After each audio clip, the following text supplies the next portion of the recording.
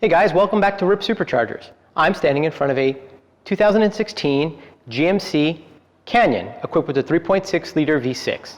This is an automatic vehicle, it's four-wheel drive, and it's about as stock as it gets. This vehicle is on a stock tire, stock exhaust, stock air filter, and it hasn't been programmed with anything in terms of modules or chips or things of that nature. Now what we're doing here is we're doing a naturally aspirated run as you would drive it down the road. This vehicle has 23,000 miles, which is well broken in, so therefore it's about as close to what you would be driving now if you're driving one for a year now. When manufacturers demonstrate horsepower to you, when you're buying them, they'll give you a horsepower number that's in the 300s with this vehicle.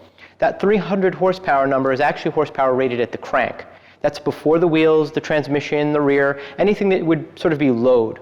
What a dyno does is demonstrate how much horsepower you may lose in comparison to that HP horsepower and give you brake wheel horsepower, which is the horsepower at the wheel.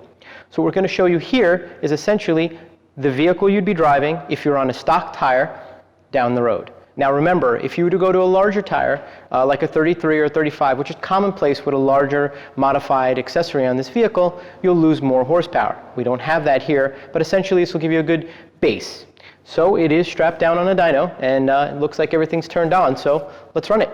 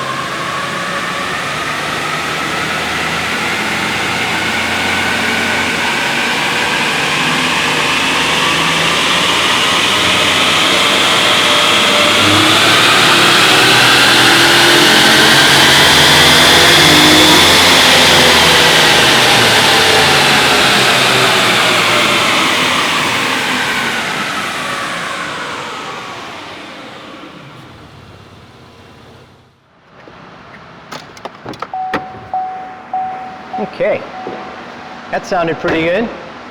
That looks pretty consistent too. Hey, look at that.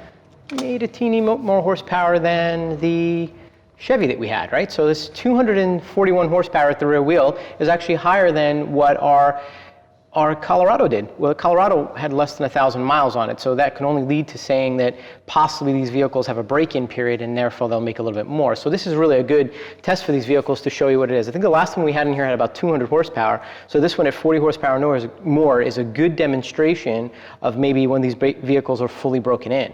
Now the torque seems to be about the same. It's 210, about 220 pounds of torque, and it's very, very flat, so it's a very nice vehicle to drive.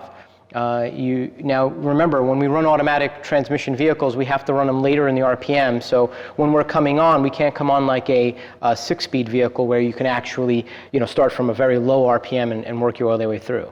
Well, nonetheless, as a base, this vehicle came in with 241 horsepower, which proves like anything else that when you do a before and after horsepower pass, you actually see what you're doing before and what you're doing after.